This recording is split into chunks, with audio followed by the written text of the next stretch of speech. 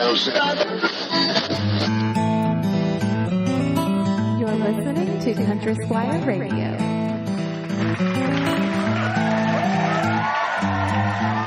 Welcome to Country Squire Radio. I'm Bo. And I'm John David. JD. Hey, Bo. Good morning, brother. Man, how are you doing this morning? I'm doing good. We've had fun this morning, and we've only been together about 3 minutes. Hey, that's how we do. I know. That's typically what happens when we get together. Yeah. Once again, we were running a little bit behind, but those who tuned in for the You're live welcome. show, Yeah. I know. Those who tuned in for the live show were able to listen to some of the music from Keith Parrish from his album What's Gone Before. Yeah. Met Keith this weekend. What a great guy. Yeah, yeah. you got to meet him at the pipe smoking event. Yeah, and we're going to talk a lot Yeah. about that in a second. Which we will, yeah. But Keith is a great guy, so definitely want to check him out. And again, appreciate that he did that for us. We've got a birthday, man. We do, brother. Man, this is pretty incredible. Y'all may have heard us mention You Are Why I Drink, who is Jeff. Yeah. And Jeff and his girlfriend Cameron listen to our show quite regularly. Hopefully they're watching us right now. And it's become a big part of their rhythm and ritual. And anyway, Jeff, we just want to, whether you know it or not, we know that it's your birthday. Yeah. Or this week, I think, is your August birthday. 21st. And brother, happy 40th birthday. Dude. Fantastic, man. Is it 40? 40. The big number, 40? number 40. Oh, man. Isn't that great? That is awesome. Man, it's just awesome. I love it. You know, I just turned 30 this year, and that was a milestone for me as well, kind of emerging from the ridiculous crucible of the 20s. And, you know, I'm really interested to get your thoughts on kind of what that is like post 30s as well. So, hey, brother, happy birthday. We're here with you and appreciate you so much. Yeah, We really absolutely. do. We'll be pouring one in your honor, and you will be why we drink. That's right. All right, that of course comes from your loving girlfriend as well. Yeah. That's, she let us know about that. So That's right. congratulations, man. Speaking of T-shirts, really quick, Bo, Yeah, too, absolutely. just one more housekeeping thing before we go on. I'm currently wearing a T-shirt that a listener gave me. Oh yeah, that does look familiar with the gnome. And this is a gnome riding or smoking a pipe, riding one of those old-fashioned bicycles. Unicycles. Oh, no, it's no, like, it's like it's got one of those extra wheels at the back. Right, it's like, right. You know what you'd think of from like a caricature of the 1920s or something. That's awesome. So anyway, I just want to point that out, that my shirt is incredible. The only shirt that's better is the Country Squire Radio t-shirt. That's awesome, man. Well, speaking of listeners, man, so we had this big event. I say you really had this big event at the Country Squire this last past week. It was a blast. It was so much fun. The long smoke competition, Yeah. the first annual Jackson Pipe Night. Pipe Night. And long smoke competition. It was fabulous, man. We, you know, again, this our pipe shop has been around for a really long time, as y'all know, but we have never done this before, where we kind of had an event one night that just celebrated the joys of pipe smoking, got people together for fellowship, drinks, live music. Man, we had great the band that was there was great. We had a guy on a fiddle, and John played guitar. It was fantastic. And then it culminated in this long smoke competition, which we've never done at the shop. And of course, Bo, we have to discuss. I know. Just a few things. You know, and I know our time is limited this morning, but you know, I could go ahead and skip to quick fire questions in some sense, but like, you know, what was it like to go out in 4.5 minutes? All right. So wow. Jumping right to just the All right, so Bringing the left hook. let's start it off a little bit better than that, right? There was a ton of people. It was a really, really awesome thing. You had everybody lined up in seats. Everybody got to choose their chair in the order in which they bought their ticket. Man, it was great. There was this back corner area because the air conditioning was on at first in the shop. It was. We had to kill it. In the back area. That was an unexpected thing on my part. We had several folks that were like, man, the air's going to blow out our pipe. Well, see, the way I thought about it was because I chose a seat in the back area that the air conditioner doesn't touch. Right. And I was like, look, they chose their seats. I chose mine. Yeah. Like, you know, it's kind of, you know, it's strategy, right? You choose where you're going to be. That's right. Regardless, that really didn't matter because, as you mentioned, I went out in less than 5 minutes. And in fact, was the first person out. And here's the deal: I lit my pipe, man, and I packed this pipe beautifully. Yeah. I have never packed a pipe better than I did during this competition. Yeah, had my matches, was ready for it. You said light them, I lit it up. Now you gave us 2 matches. That's right. Just in case there was anything wrong with the first match. I lit that first bowl beautifully, perfectly. I have never had such match control in my life. if I could use that phrase. That's the thing, match control. I'm going to say it. But then, and so I started puffing on, I'm like, man, this is good. But I thought, man, I've got that second match, and I'm not going to be able to use it in a couple of minutes. Yeah. Should I relight, even though I don't need to relight? And that's where I think that's probably the first mistake I made. Because I kind of overheated my bowl going a little bit. Yeah. And then I got nervous. So I want to say in Bo's defense, like Bo was, even though, the Country Squire was hosting the event that night, Bo was also kind of a proxy host, co-host. He was flittering around a lot, very distracted, lots of conversing, just kind of making sure people were comfortable and knew what was going on and that kind of thing. So I just want to mention that you don't. I appreciate that, but you don't have to. You don't have to candy coat it. I failed here. Yeah, I mean it was a complete disaster. The thing is though. So I went out. I mean, I was first out, and I remember like as I was just kind of hanging on, I was like, no, I cannot be the first out. I will be like, people know me here. Like, I can't just like get under the radar as being that guy that was first out. People are gonna know. It's pretty great. And so I mean, like I was just like. And then finally, I just raised my hand because I thought maybe your head was hanging, you were shaking, you knew exactly what was coming. I thought maybe I could not cheat per se, because I mean I was going to be the first out one way or the other, but maybe I could at least try to soften the blow a little bit. Yeah, but I couldn't do it. I had to be honorable. So tell us, okay, a few other details about the event before I want to get into what you got for it. But Bill Adams was our winner. Yes. And he was an hour and 12 minutes. Bill was the ringer too, which right? was good. Now Bill was funny. Keith Parrish, who you actually heard his music this morning if you tuned in live, brought a friend that I had never met before, and his name is Bill Adams. He's from Kosciuszko. He's like the dark horse that just enters at the very last minute. Yeah, understand his name on the list was Keith's friend. It right, wasn't that's even right. Bill. That's right. We didn't even know his name. It was amazing. And Bill comes in, very gentle, soft-spoken, kind man. And also picked a seat in the back. Very unassuming. Picked a seat right next to you, bro. Yeah, he knew right the place. And it was great because Bill just starts puffing away on his pipe and, very unassuming, doesn't say a word. I think he had his eyes closed half the time, just back there rocking his leg.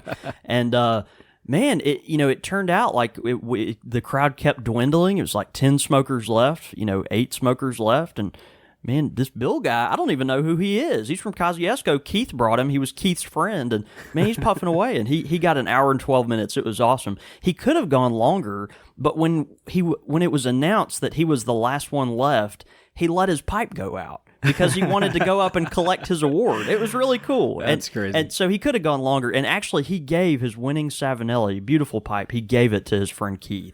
I'm telling Keith brought in a ring. I'm just saying, there's a little shady business going on here. That's all I'm saying. Bill writes for like Pipes magazine or something.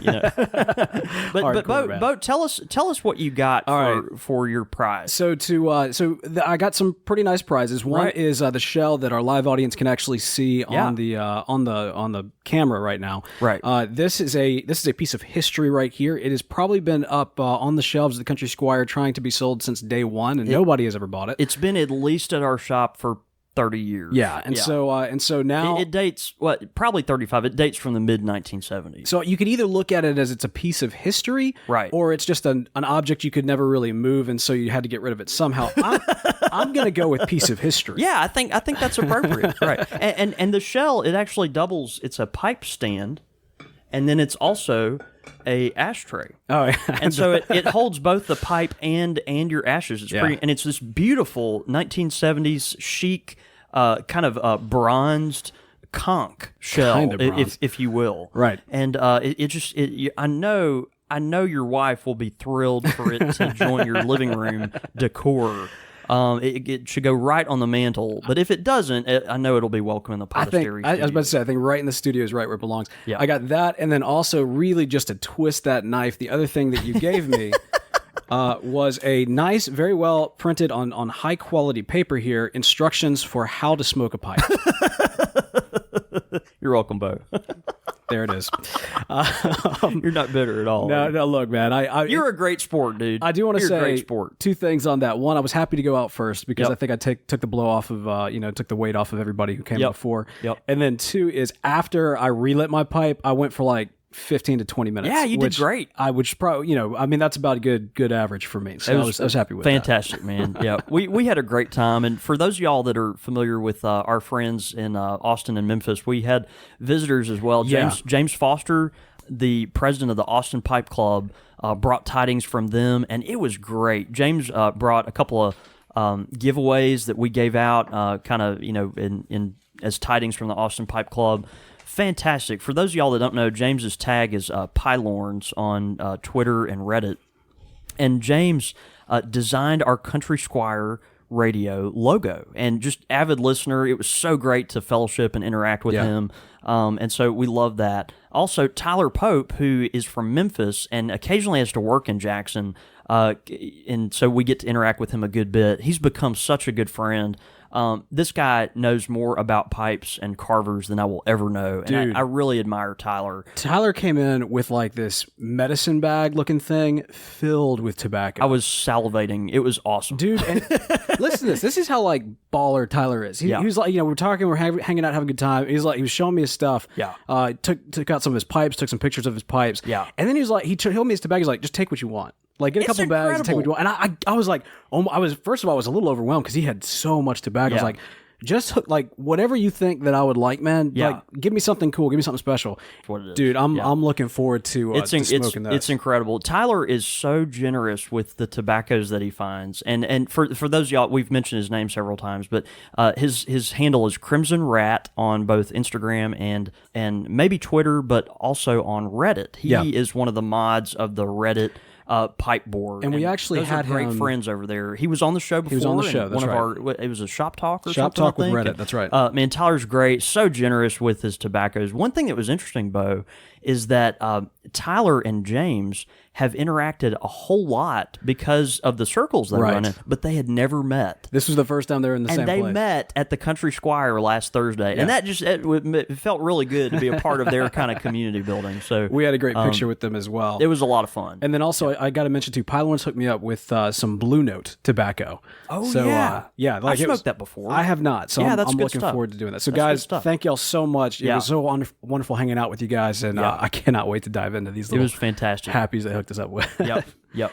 All right, man. Well, that's we spent half the show just talking about that. I feel good about it. Time well spent. Yes, sir. We got some ground to cover, though. That's right. We are doing a bit of a Heroes of the Bowl episode this week. Yep. Now, Heroes of the Bowl, if you haven't tuned in, this is our fourth time doing this. This is where we take a look at pipe smokers from history and fiction. JD, being kind of a history buff, takes a look at pipe smokers from history. I, being more of the fiction geek, look at kind of pipe smokers from fiction. So, JD, you want me to go first? You want to go first? Man, I'll let you take it. All right. So this one's kind of a very timely character to be looking at for a couple of different reasons. One is it was actually something that was emailed to us a while back. I'm talking about Popeye the Sailor Man. Popeye the Sailor Man. And this, I want to read this first. We got this a while back from a listener, Joe, who says, "Hey, JD and Bo, just listened to Heroes 3. Loved it. Have you featured Popeye the Sailor Man? Does he smoke spinach in that pipe? Maybe fun to explore. Love your show, and it has become an evening go-to for me. You guys are entertaining." Joe, thanks for that feedback, man. That's great. Yeah. You could dry spinach leaves and shred them. I can't imagine that'd be very good, though. Who said anything about good? Will it burn in your pipe? That's the question. That's a good point. And does it make your biceps get really big like Popeye so you can go save the day? Right. It's a good question. Now, of course, the other reason why this is a timely character is because there was a 1980 movie called Popeye that was based off of the character, which actually starred Robin Williams, who passed away very recently. That's exactly right. Yeah. And so I thought he'd be a good character to look at. Yeah. Now, Popeye was actually created by E.C. Segar back in 1919. I didn't realize this character was that old, Bo. Oh, dude. Not only is he that old, in many respects, he's kind of considered the precursor to the American superhero. Really? Yeah, because this was before the age of capes, right, where we had kind of Superman and Batman and that sort of thing. Yeah. But Popeye, he had his superhuman abilities. Yeah, he did. And he was he was somewhat of a Renaissance man. He really was, though. If you look at him, you wouldn't think of it, but he's been a detective. He of course is a ring fighter. He can throw down with the best of them. He has at times been a diplomat to certain areas. Wow. And very much an inventor, so kind of an Iron Man as well. Diplomat, engineer, inventor. he actually invented in a very short amount of time a spaceship that actually fuels itself off of spinach. Wow.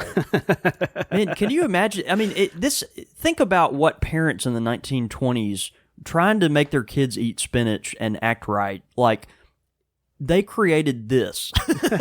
This is what they created. Popeye really has become an icon, and especially in the early years, for being that kind of symbol of eating healthy foods. And in fact, that is so funny. The American economy or whatnot saw a increase in the sale of greens, not just spinach, but green vegetables as a whole, with the popularity of Popeye back in the day. That is remarkable. Now, it's interesting, though, because Popeye actually did not get his powers initially from spinach. Yeah. In fact, he was actually, instead of being super strong, he was invulnerable, which means that, you could take a baseball bat to him and it would never, wouldn't affect him. Yeah. And he actually got that, and I kid you not, from rubbing the head of Bernice the waffle hen numerous times after he was shot. What the heck is a waffle hen? It's a hen in the comic. It's a hen in the comic strip that actually goes around saying waffle, waffle, waffle. Wow. Yeah. So he rubbed the head of the waffle hen, and then he was like, He was invincible. Wow. Yeah, there you go. Where's my waffle hen?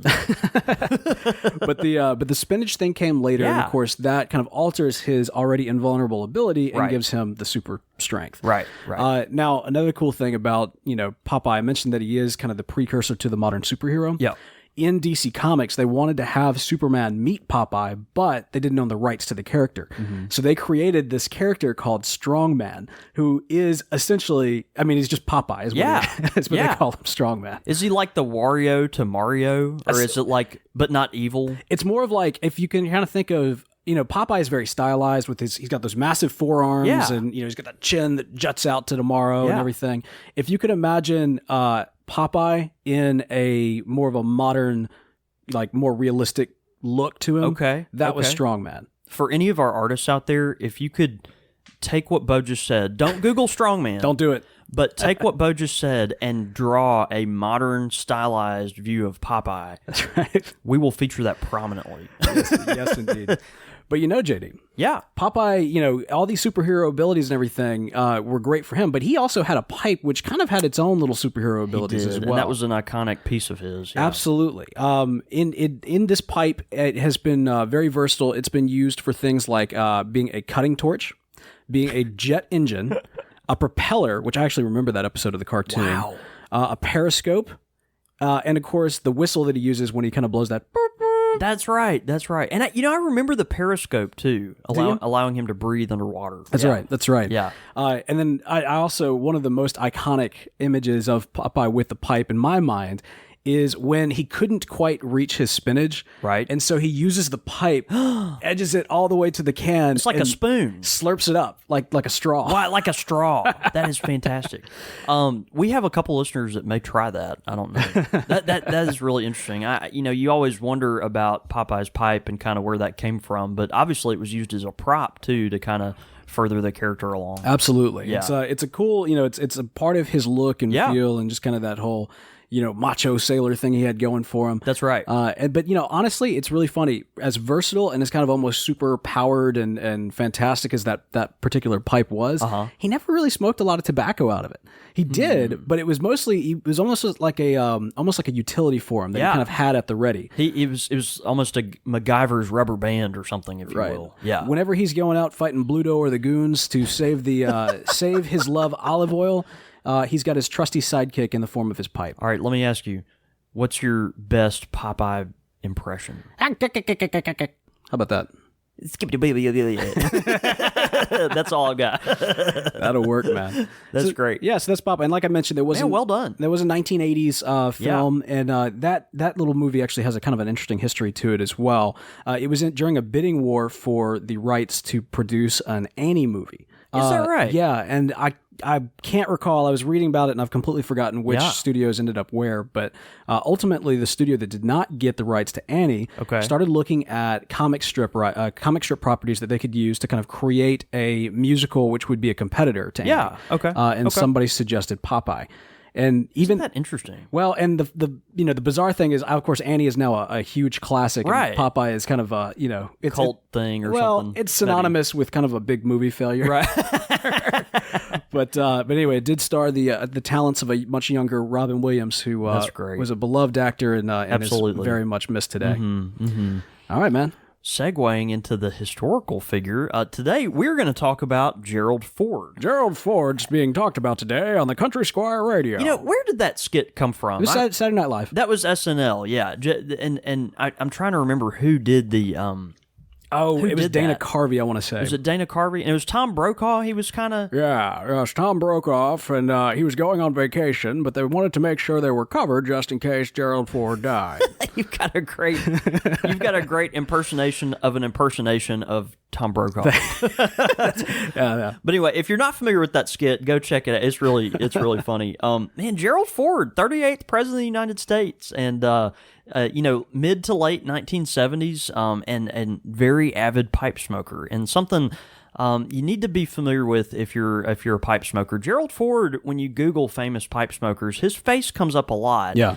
But he's one of those presidents that we easily kind of skim over just because of the time period that he served in, the length of his office term, and all those things. And so some people don't even recognize him, which is really, really tragic in our modern day. A lot of younger folks don't even know what he looked like. But Ford, of course, the 38th President of the United States, Gerald Ford was actually born in 1913 as Leslie King, and later was adopted by another man that his wife married, or that his mother married, and he's changed his name to Gerald Ford Smart Jr. guy. Yeah. Moving the kid's name from Leslie to King. Gerald. There's some male Leslies. I've met some male Leslies. Granted. Gerald Ford, of course, took the name of his adopted father. He was Gerald Ford Jr. Really interesting. Grew up an Eagle Scout, just kind of a man's man. We've got several folks in Michigan that listen to our show, and Gerald Ford, as you probably know, was a very successful football player for the University of Michigan Wolverines. That's right. And so Ford, obviously his name was, or number was retired at the University of Michigan. He wanted to, or thought about going pro and had some offers apparently, but it rather went to law school at Yale and coached the football team there, which is kind of interesting. But, had a great career in politics on the Warren Commission that kind of was investigating the assassination of JFK. That's right.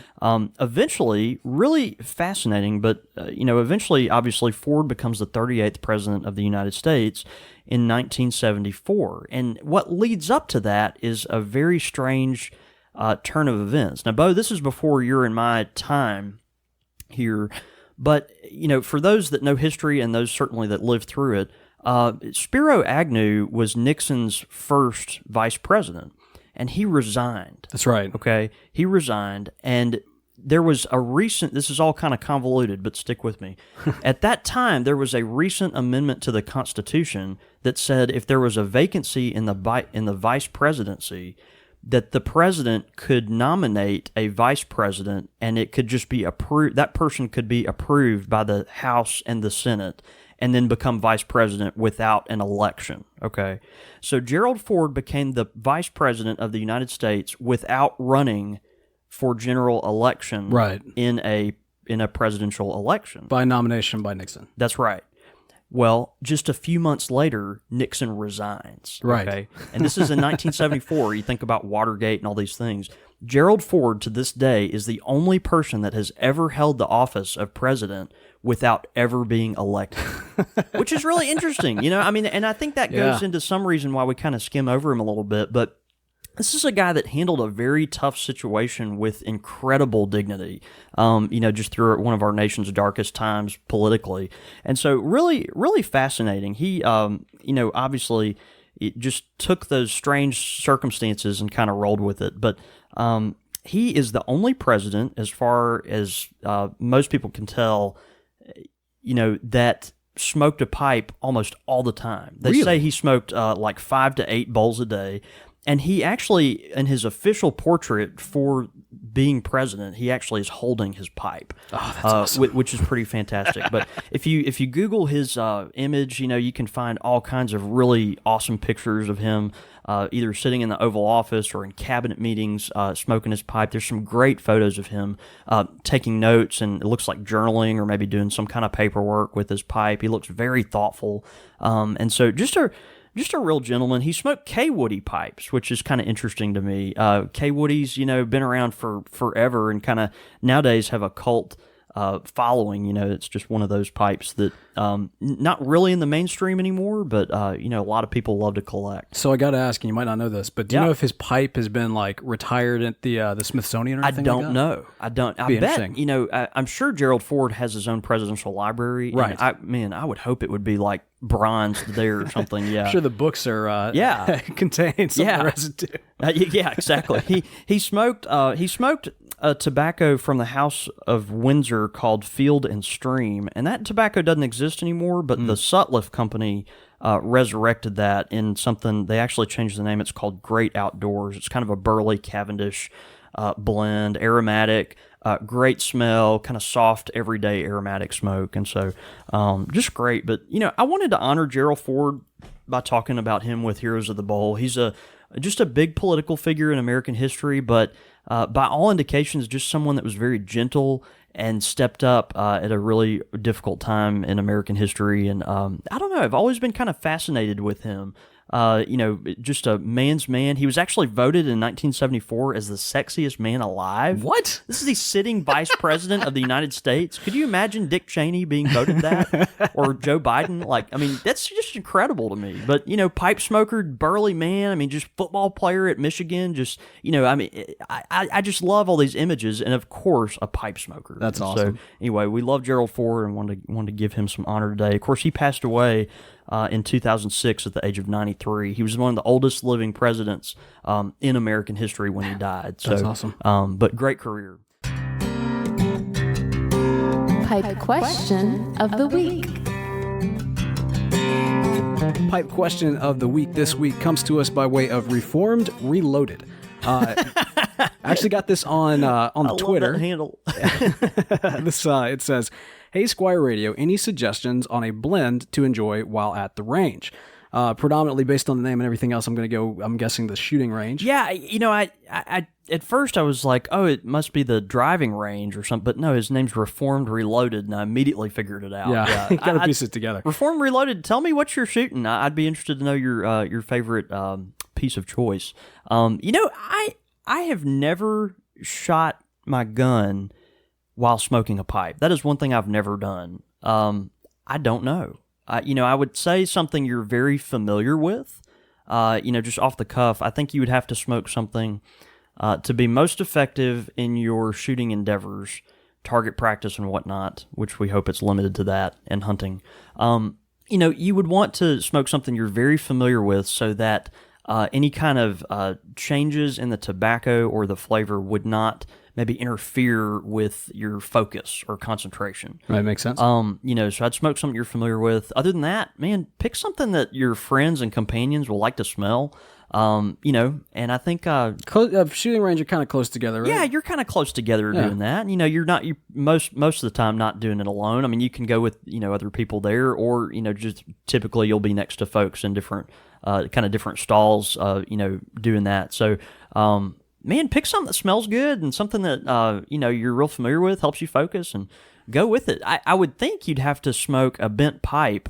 Mostly, particularly if you're shooting a long gun like a rifle or a shotgun, it's something that, you would want the pipe out of your line of sight, I would think, which is actually how the Umpal pipe was developed. Is that right? That's right. We can talk about that some other time. Yeah. For the Boer War, it was actually developed so it could hang down and be held by riflemen. Yeah, wow. Which is really, really Crazy. fascinating. But so that might actually be the pipe for you. Yeah, it's a good question. Yeah, they tweeted that to us, and I was like, I'm gonna let JD open that because I'm not a gun guy, not in the slightest.